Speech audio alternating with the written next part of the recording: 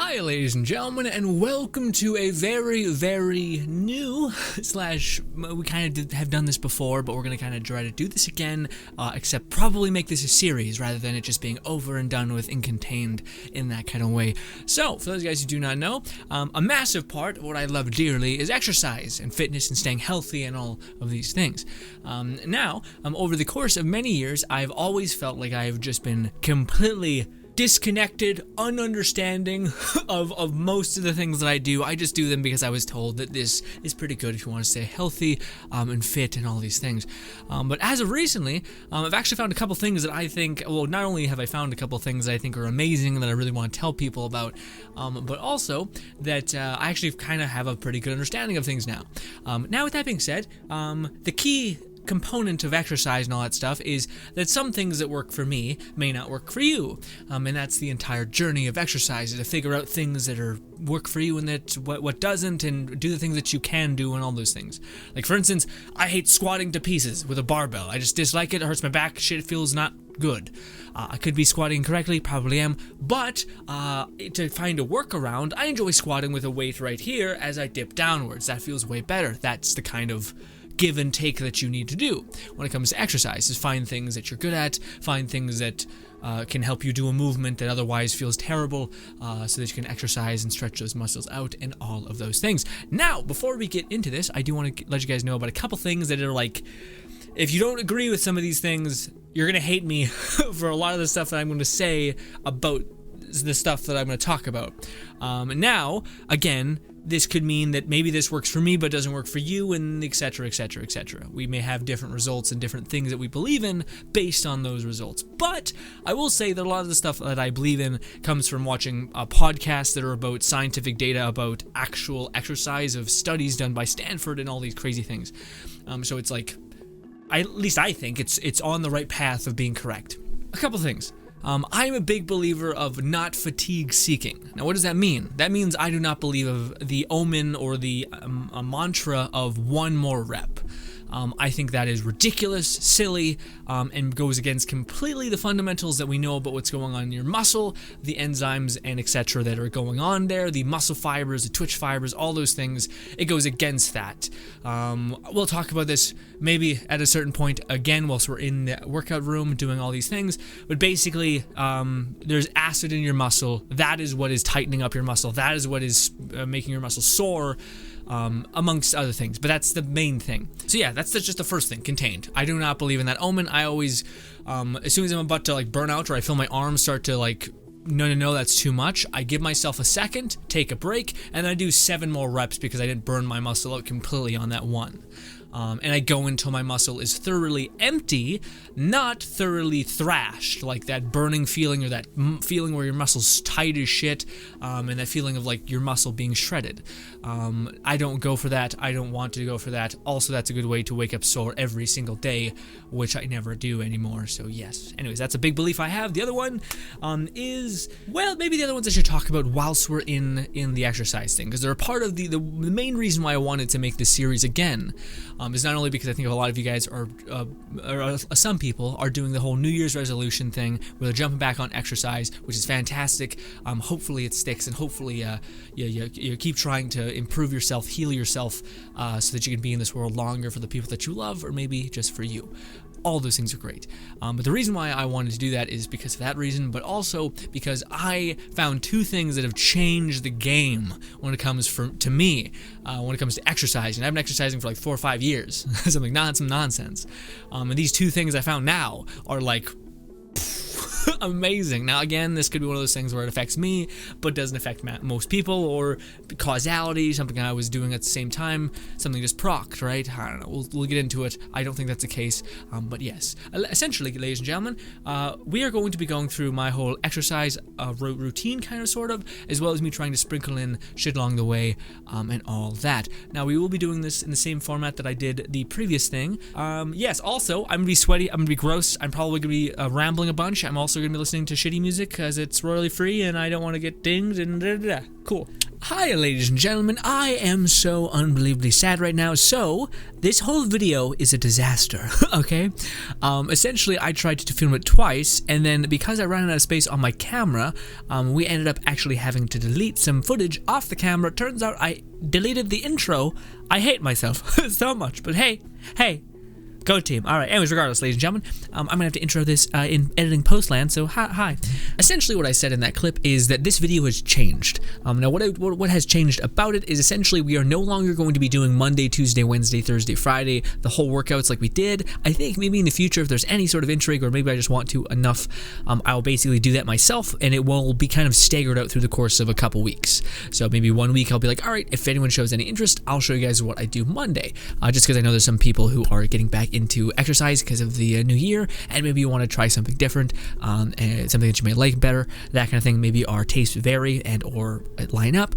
Yes. So you might be asking, well, why make this video then if you're not going to show us your Monday workout, Tuesday workout, or whatever? Well, essentially, I thought, well, we could just kind of do a more or less update on the things that I've learned over the last couple months that have made such a massive improvement to me exercising and etc. Stuff that I would highly suggest you guys at least attempt or try out. So the first thing that we're going to get into, and I'm going to be doing my best to explain this, is kettlebell swings. I recently started doing these because I listened to a podcast, as well as all the information, again, I'm talking about is coming from 1,000 different sources. But anyways, I listened to a podcast, the Joe Rogan Experience, with this amazing Russian man who broke down not only what's going on in your muscle, but also the benefits of kettlebell swings. And also, I'm just really in love with kettlebell swings at this given moment. Regardless, kettlebell swings, if you do them in the right way, can actually expand your heart. Now, why do you want a big heart? Because that, as far as my understanding goes, means you have greater endurance. It also, to me, in my experience, having done the kettlebell swings and the exercises that allow you to expand your heart, have given me an insane amount of awareness and awakeness and energy. That's what the words I was looking for. Regardless, also it's an incredibly modular and efficient way of doing this. Essentially, it's as simple as this: find out whatever a decent weight for a kettlebell is for you to do a swing, something that is about 8% of what would be a 10% as being at the max, and then do as many reps until you feel like you're at the point where you're about to fatigue. Again, 8% stop. Again, you're not trying to see your muscles shredded. You're not trying to be gasping.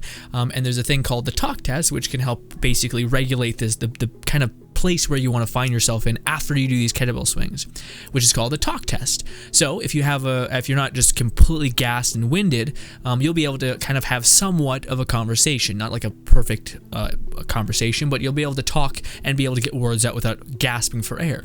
And if you do this, and this is important, you let yourself come down. And to basically summarize it, you want to reach 80% of your max heart rate. That is how you expand your heart. But then you want to stop and give yourself a minute. So you're basically telling your heart, okay, we need a lot of blood, start pumping really hard, and then relax. Because if you were to maintain that heart rate, you would build strength, which right now you just want to throw a lot of blood in your heart, expand it, and stretch it, and then stop. So you're not trying to seek fatigue or seek soreness or anything like that.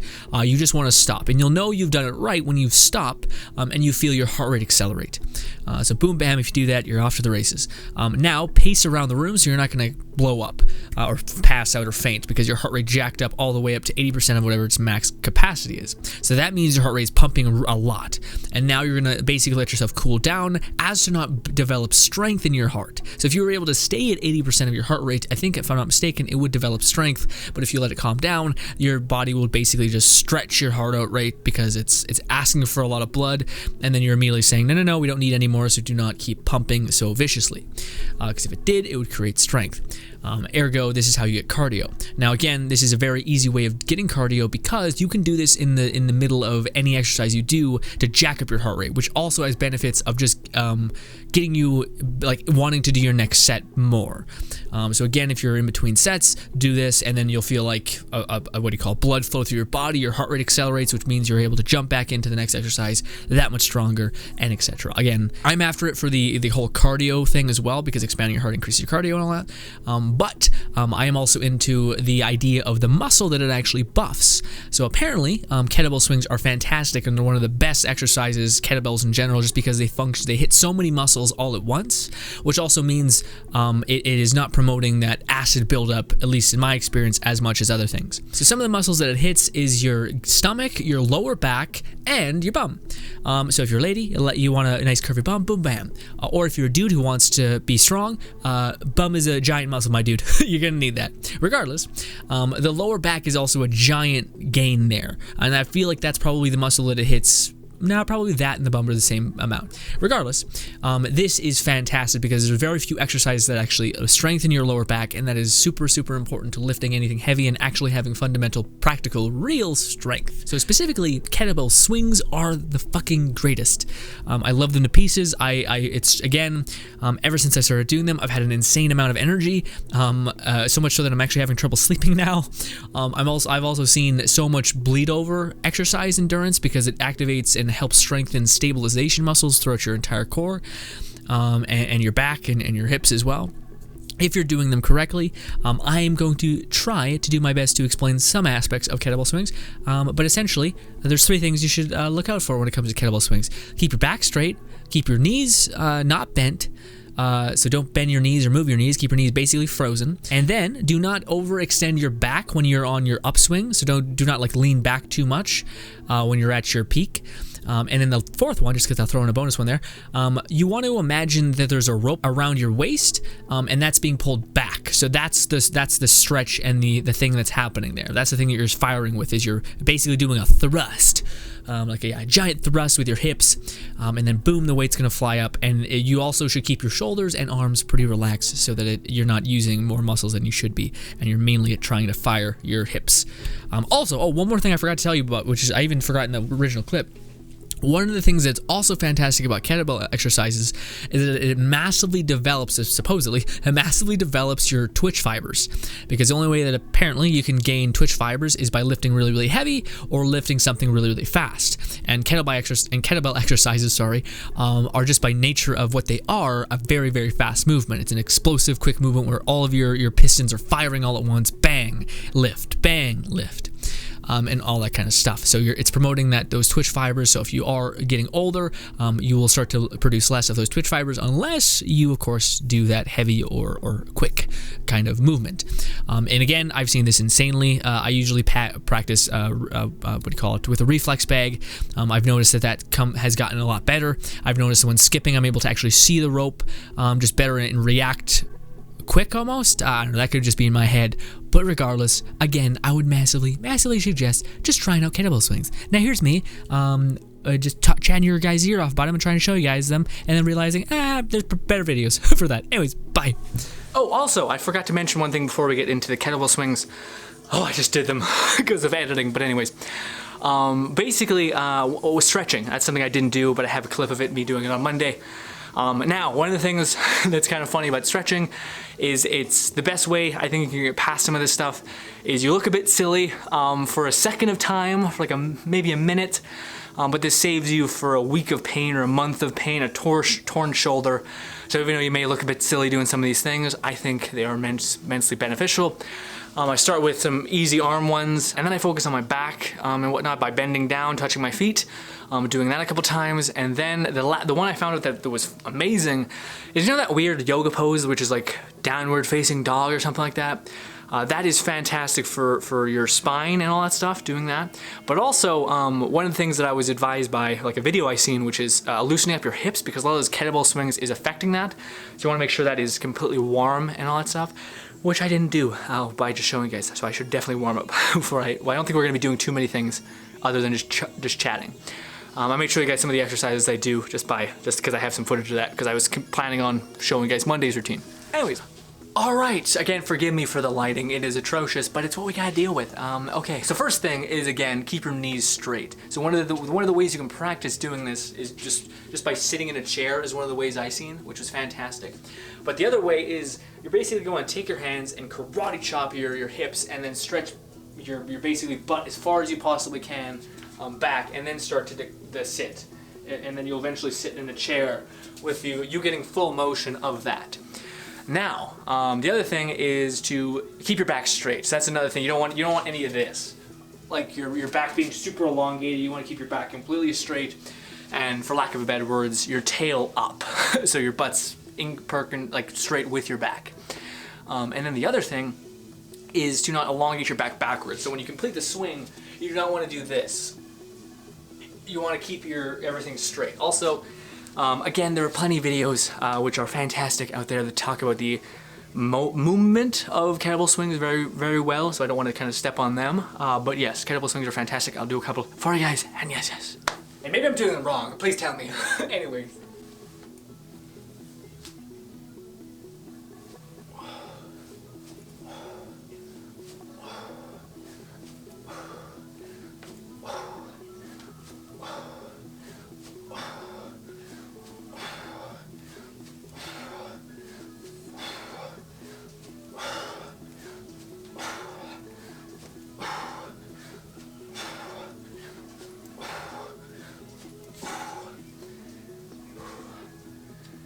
There. Yeah, my heart rate's jacked up. I gotta do some paces. Some walking around. But I'm able to complete a talk test. So again, you want to do it to the point in which you're able to still have a conversation, but you still feel your heart going. And that's generally how you can find yourself at 80% of your max heart rate. You can get like a watch and do all that kind of stuff to help along with your stuff, but you don't kind of need it if you just do the talk test most of the time. That's a pretty good way of describing it. Being like, it's really bad to stop after you just do it. You should keep walking around, keep your body in motion, otherwise you'll crash, which is not good. And yes, next thing.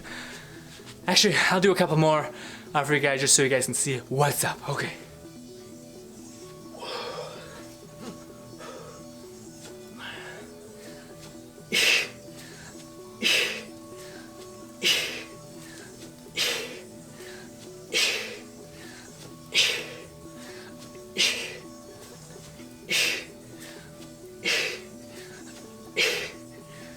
Hey yo, side thing? What the heck was that breathing grin? Yeah, the best advice I got for like breathing techniques is just focus on your exhale. That's to me the best course because your body will find oxygen in. It just needs help dispelling it. Like in terms of when you should breathe in your set. Yes, the best advice I was ever given was just focus on your exhale and just accomplishing that. The aspect of breathing out. And your body will automatically. Also, contrary to popular belief, you're not bagging yourself. That's the one thing with kettlebells that I would highly advise is you want to start with lower weight and master the technique, or just get better at the technique before you go up in weight, because you can definitely injure yourself and do bad things. Also, we are in a basement, my dudes, so there's some trash and things around, so just deal with that, hopefully. And yes, that's basically the next thing. Or that's it. On to the next thing. But a loss in the brain is happening. All right. So the second thing that I came. So first of all, those kettlebell swings were amazing to me. Like they jacked up my energy level throughout the day just by doing them. They made me have more energy to get into my next workout. Endlessly fantastic and amazing. I would highly advise giving those a check out if you do want any of those benefits. I can't, like, maybe in editing I'll have a better way of. I'm not winded, so I'll have a better way of describing all the benefits of those. Regardless, the next thing I would highly advise for people who want to try out kettlebell stuff, or not kettlebell stuff, just exercise, is heat. Is something that I discovered about a month ago, and it's made a giant difference. I mean, it's the idea of basically, you see a lot of people at the gym who wear sweats and a hoodie. Now, there's actually a scientific reason why they do that, besides maybe from just not wanting people to look at them and being in this state of flow and just wanting to focus on that, sure. But apparently when you are hotter, you actually gain an incredible amount of stamina, like more than you would normally have. And holy moly, have I seen this in spades for me. Usually a lot of times, you maybe even see them in some of those clips, where I will take my hoodie and I will put it over my ears as to keep all the heat in, and then I'll just sit here and cook. Now, there is one thing that is crucial if you're gonna do this: drink water, because you will get to a point where you are boiling and not hot, like warm, like this fire under you, which is like a piston firing you into the next workout, making reps easier, all these kinds of things. You're in a constant state of heat and flow, and it's great. But I will say that again, if you don't have enough water, that can turn into this boiling, horrible heat stroke kind of level of feeling, which is not good, which means you need to drink water so that your body re-regulates its temperature. Also, this helps for just like making sure your body knows how to regulate temperature pretty clearly. So yeah, there's just also many benefits And lastly, I think I have a clip that I can better describe this than I can right here. I'm kind of winded and a bit out of it. But it's essentially the third thing. So again, the second tip is for me to say if you've never tried exercising with sweats and a sweater basically, hopefully this a sweater that promotes some breathability, but keeps heat in. Try that out immensely. I think you'd find you're able to get to your next set, your next workout faster. Also, you're burning off more calories because you're sweating in heat and all these things. Regardless, the third thing that I found out these last couple months, which has been amazing, is basically figuring out what's going on in your muscle, the enzymes that are happening in there, the things that you're pulling out from that muscle. Thousands of these kinds of things that I thought were just fantastic. And essentially knowing that also that feeling of tightness and that burning sensation, that feeling of breaking basically is acid, and it's not good. You do not want that acid. So I think it will take it away from me in the past trying to explain this. Hopefully I do a better job than I think I could do right now because I'm quite tired. But yes, me in the past, take it away. I keep drinking tons of water, again, as to not get into this horrible boiling over point. And you just are able to keep this kind of like powerful heat that's just like go, and you feel like an engine, a piston firing. Now, again, like I mentioned in the previous part, or the previous clip, I am not a big fan of fatigue seeking, so in every exercise you guys see me keep panning to and from, it is me not going to the point where I'm about to break or like the last rep. I still have like, 4 or 5 more reps in me before I would start feeling busted, because I would rather go with how do I say it, not poisoning my muscle, but instead just emptying it. So again, I feel like the best way to describe this, if you've ever done a ton of stomach exercises, you'll get to a point where you can do like a plank or like a crunch or this whatever kind of movement where you literally just can't feel your muscle firing anymore, which is what you want, I think. You don't want to go to the point in which your muscle starts feeling like really tight and achy as shit and painful, because what that is that's acid in your muscle building up, and when acid builds up, your muscle has to inevitably come down, as well as it's very bad for acid to build up in your muscle because it digs holes through your muscle. That's why if you go and look at like super trainers for anything, CrossFit, maybe the exception, strongman's might be different, but CrossFit, any sort of weightlifting thing, bodybuilding, I think to a certain degree as well, all of them, trainers always, it seems, do the thing, which is backed up by the science of how your muscles work and the enzymes going on in them, but they do 8% to 7% of whatever their max is, with periodic increases of weight, aka their max weight that they can possibly do, like 1 more rep. Now, why is that? Is because, like we just mentioned, there's acid buildup in your body, or in your muscle. Now, you have, I think it's 3 enzymes in your body, like the mitochondria level stuff. And I'm doing a horrible job of explaining this. Please look into this stuff if you really want to know the ins and outs of it. But essentially, the way I've remembered it is you got your little weak guy, which is just kind of online, seems like most of the time, and then you got your pretty efficient killer, but it's good, but it's not that good, which is essentially the muscle fiber or nutrient or whatever it's called, that comes online, and it has an incredible amount of durability. I think it can last, I'm not sure if it's 30 seconds or 30 minutes. I think it's 30 seconds of you lifting weight, but you get less strength from this enzyme, this mitochondria level thing. And then you have your last kind of enzyme in your muscle, which is basically your mayday muscle, where you can attain great strength. This is the best thing that you can possibly burn, but you tank your strength immediately. So you want to try to hit this middle one that allows you to have a great amount of longevity, and doesn't pollute your muscle, because that higher level one will immediately increase the acid in your arm. So you're trying to fight to not get the acid in your arm build up, because what happens when that happens is you immediately crash, as well as it starts burning holes through your muscle, which is not good. Now, some of you guys might be like, but Grin, there's studies showing that what do you call it, the whole notion of one more rep is better for you to gain muscle.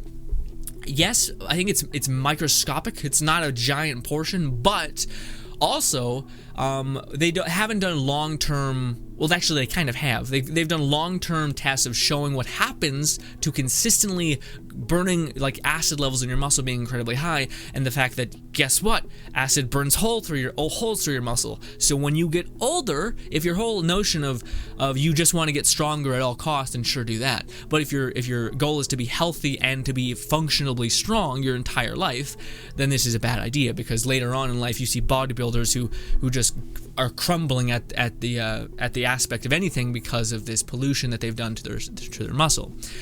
So yes. What's next? So yeah, honestly, those are the three things that have really helped me. So again, the first one is this kettlebell swings. It jacks up your heart rate. It also helps expand your heart rate if you're doing it in the way that you're supposed to, which is to do a set and then calm down, do a set and then calm down. Do not go to your max. Go to about whatever can attain 80% of your max heart rate. If you don't know what that is, essentially it's for instance, I'm 23. My max heart rate would be, I think, 160 to 170, around that. That's 80% of my max heart rate. I think it's also 220 minus your age, I think, is also what your maximum heart rate is. Something like that. And then it's just 80%, whatever that number you have is. Regardless, yeah. Again, do the kettlebell swings. If you just want to try something, I would highly suggest them. Again, it's made a massive difference in terms of me just being able to have an insane amount of endurance, me also practicing cardio and having more endurance and having more energy throughout the day. Nuts, just the amount of benefits of these kettlebell swings I'm personally finding. Now, it could be just because I'm doing something new and my body's shocked, sure, but then the science also says that that's not the case, because other people have done the same thing and they've seen massive benefits as well. Regardless, the second thing that I would highly suggest for you guys to at least just attempt or try to see what your findings are, because again, our attempts may vary, is to put on a sweater, put on some sweats, heat up, and drink a lot of water so you're not having a heat stroke. And using and allowing that heat, your body to stay really warm, to allow you to propel you into the next exercise, because you actually gain more endurance when you're running a little hot. Nice. And the third thing is just understanding the aspects of what's going on in your body so that you can really pay attention to what you are doing.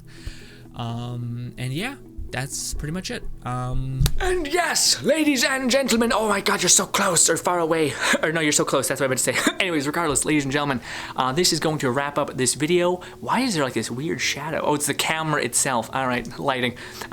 Anyways, yes, so essentially, I am going to record another video right now that is going to be me trying to do this cardio test that I've been wanting to try out for a while. But let me know if you guys are interested in this kind of content. Again, I could film like Monday's workout and upload that whenever, just so that if anyone wants to see if, tell me if I'm doing something wrong, as well as maybe jump on board with my current exercise stuff. I've learned a bunch of stuff, like, again, I used to do a lot of machine stuff, like a lot of the stuff I used to do in the past I don't do anymore. I'm currently on this like kettlebell kick, this stabilization muscle kick, so I don't do bench press on the machines anymore. I do them with just dumbbells to promote functional strength and actual control and all those things. So yes, if you guys want more of this, then let me know, because I love it to pieces, and this is a part of my life that I wouldn't mind sharing with you. Good, and goodbye. Hopefully you guys enjoy the rest of your day. Subscribe button somewhere, as well as 2 videos also somewhere. Thank you so much for your time, and goodbye.